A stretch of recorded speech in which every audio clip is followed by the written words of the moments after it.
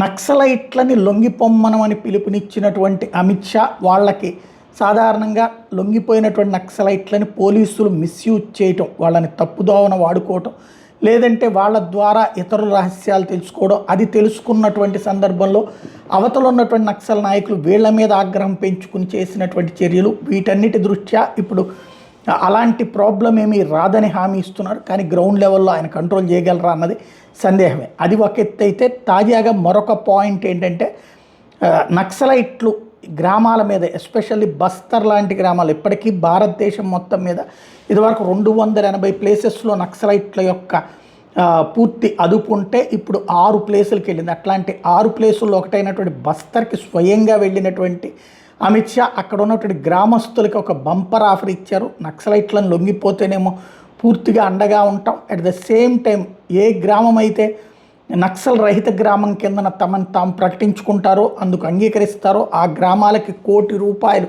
ఆ గ్రామ అభివృద్ధికి ఖర్చు పెడతాం, ఇస్తాం అన్నటువంటి విషయాన్ని పంచాయతీకి ఇస్తామని ప్రకటించారు.